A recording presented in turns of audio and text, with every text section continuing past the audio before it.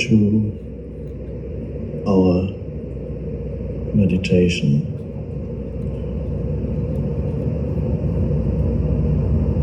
We start with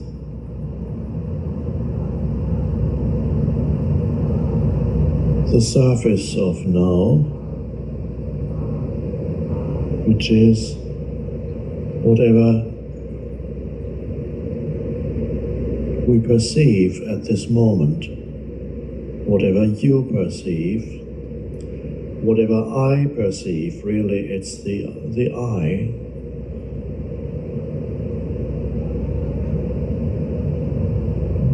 So you perceive this person talking, you hear the voice, there's the totality of the room, there's the ever-present noises, the ceiling and the walls, all part of the totality of your visual perception.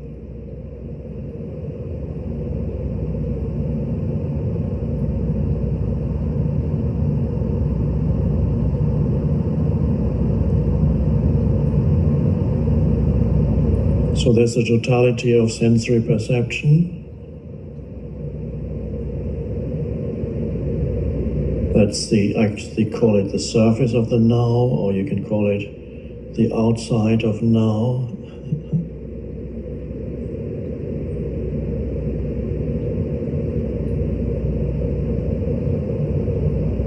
And then you're also aware of yourself breathing.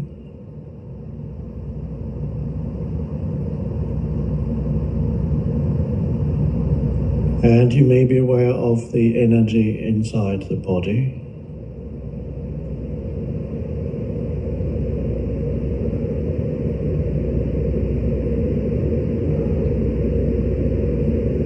So we are gradually moving from the outside to the inside.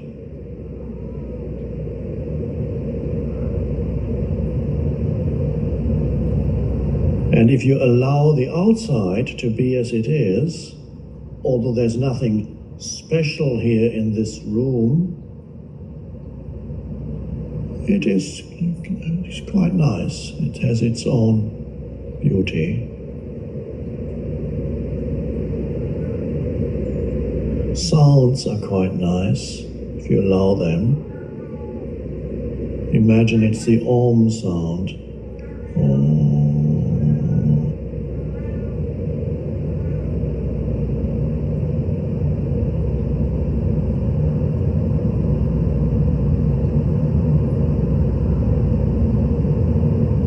And now comes the really important part. You're aware of yourself as the perceiver of all these things. You're not aware of yourself right now, of the personal self, because at this moment, let's use this word, I hope that you are not thinking about your personal history right now, or the problems you've had in the future, in the past, or might have in the future. So when I say you're aware of yourself, it's not you're aware of yourself in the usual way, because when you usually say you're aware of yourself, you're aware of the story of yourself, you and your life, you and your position in the world, you and other people, and so on. No, more simple now in our meditation. You're aware of yourself not as a person with a history, but a deeper level of self. And we begin by calling it the perceiver of whatever it is that arises in your perception, auditory, visual, feeling, sensing.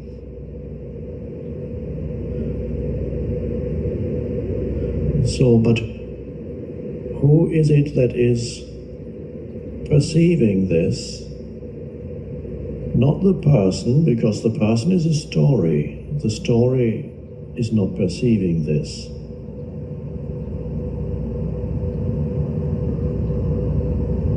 So for a moment, let's not call it anything, but be aware of the simple fact that you are perceiving this, but you don't know what that is, that I that is perceiving. But there's no doubt that that is there. And even if what you're perceiving is a dream, perhaps it is,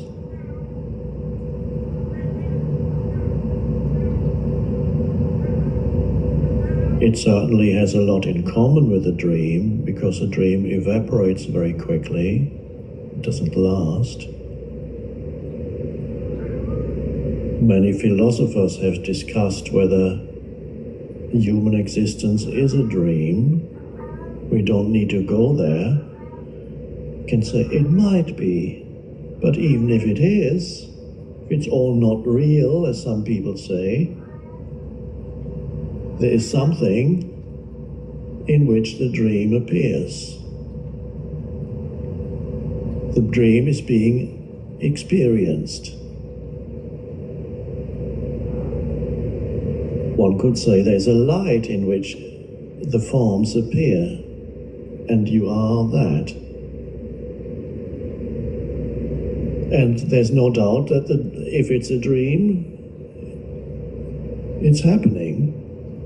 If it's all unreal, at least that unreality is happening in that light of awareness.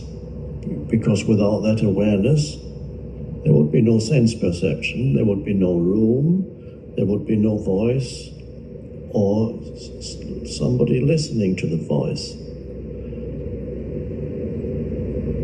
So that's the one thing that cannot be doubted. Everything else you can doubt, whether it's actually real.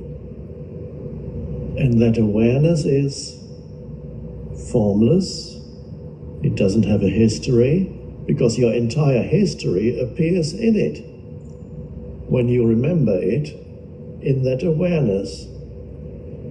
And when things happened that once happened, they happened in the present moment, in the light of awareness. And you can only remember it as the awareness now. So I'm now asking you, although you continue to be aware of sense perceptions,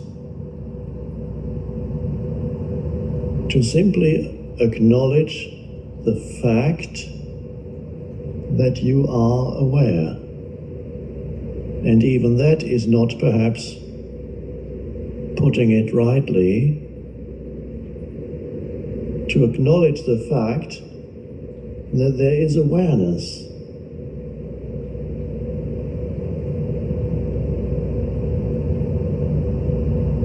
In other words,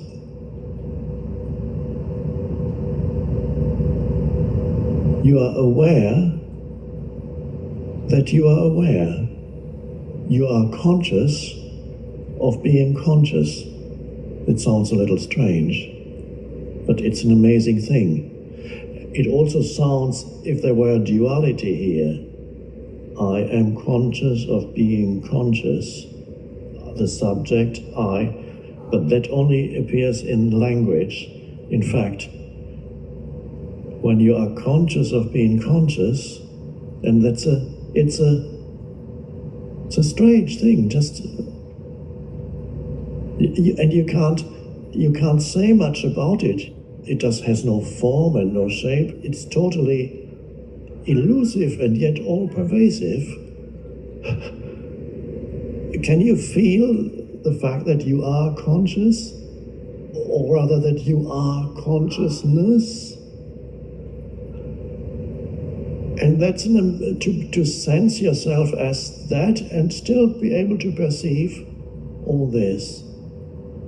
And you have long since left compulsive labeling behind when you are aware of yourself as consciousness and then perceive as consciousness. Labeling things mentally doesn't come in anymore.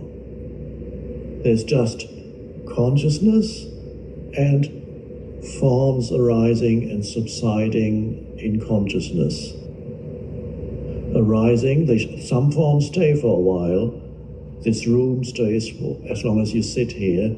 This room arises in consciousness, and then you leave and it subsides. But the voice, the words arise in consciousness and subside. Arise, subside.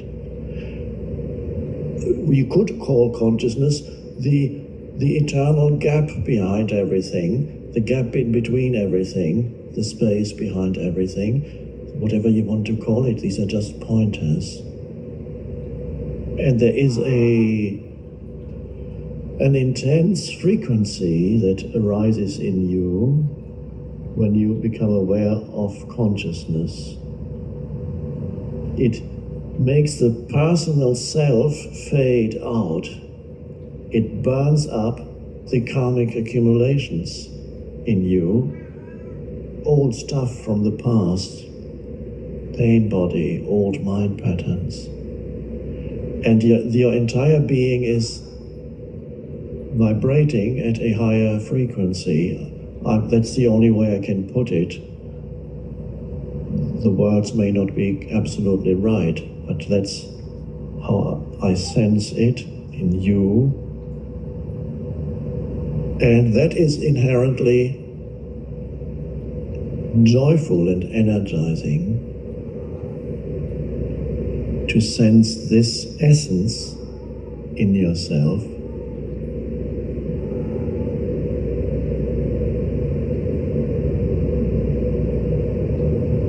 We are learning here not to have it as a very short-lived glimpse, but to be able to stay there.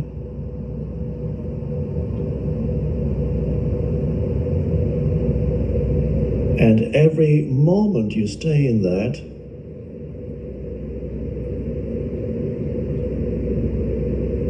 the old gets burnt up in you. And you connect with intelligence, not the IQ intelligence that you measure in IQ tests. That's a very limited form of intelligence. Creative intelligence, I talk about.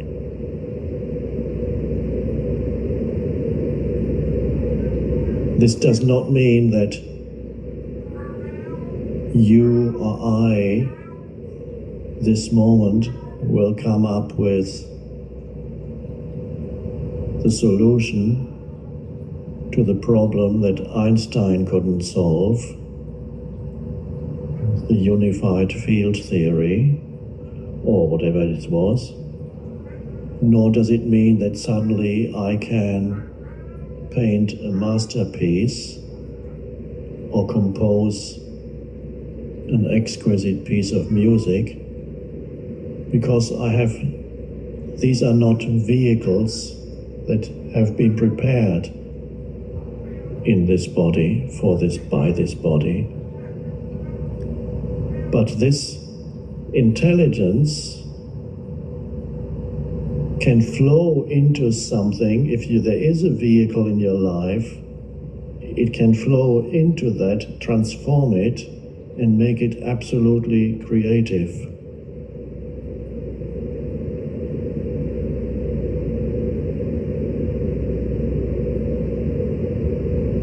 And even that is no more than a bonus. For some people, it may be enough to walk around the planet for the rest of their life in this form as peaceful, intensely alive beings that are astonished at the beauty of all things and bring that vibration of peace that comes with the awareness of pure consciousness. Whoever they meet gets a little whiff of that. And for some humans, that's enough, and they fulfill their purpose here. Others may create some more elaborate forms, but empowered by not the ego, but by the greater intelligence it creates. It can flow into the human mind and body and create through the human form.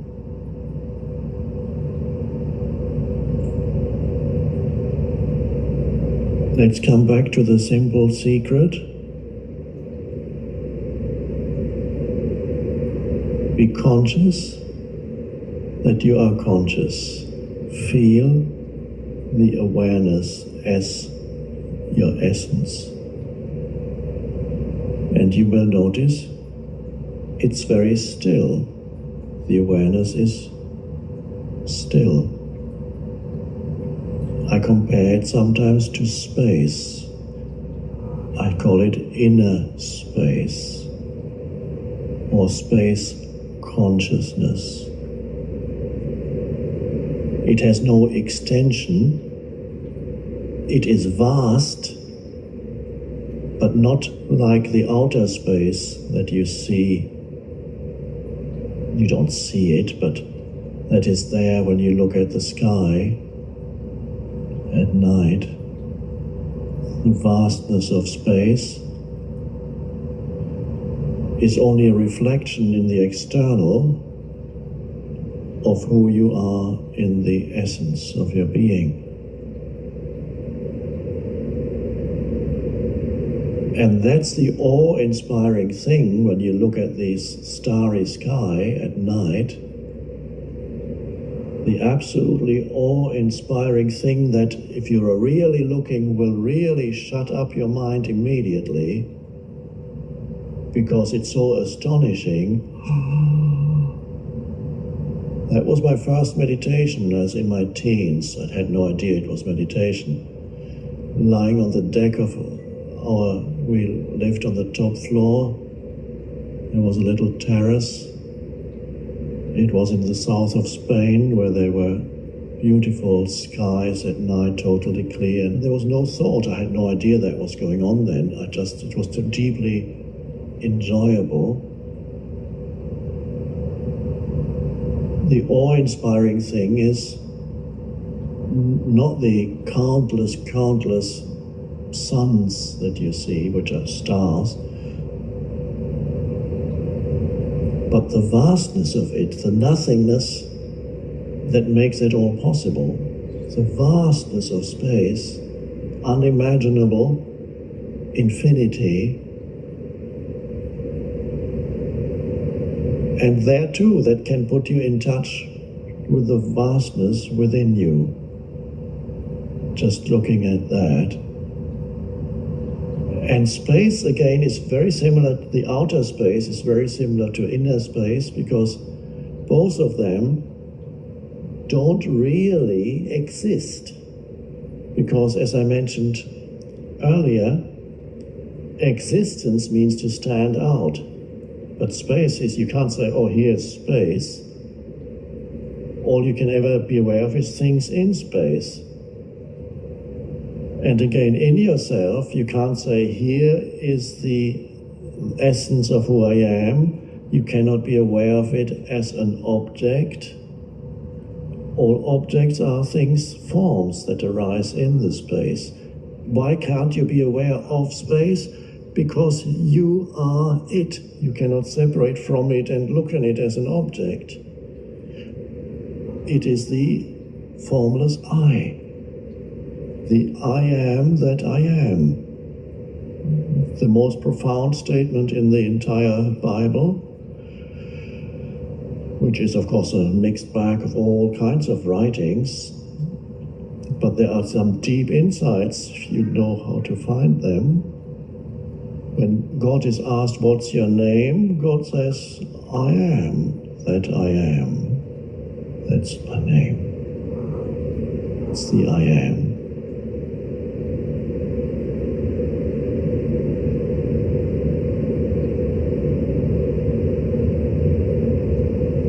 That's immediately there's space in you when you become conscious of being conscious. That is space.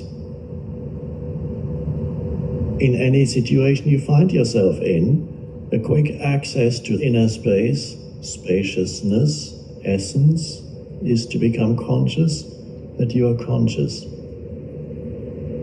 That's presence. Then, yes, you are still a person, you can function as a person, but you are not trapped in the person. That's the hybrid I talked about. You function as the person, we are not trapped in the person.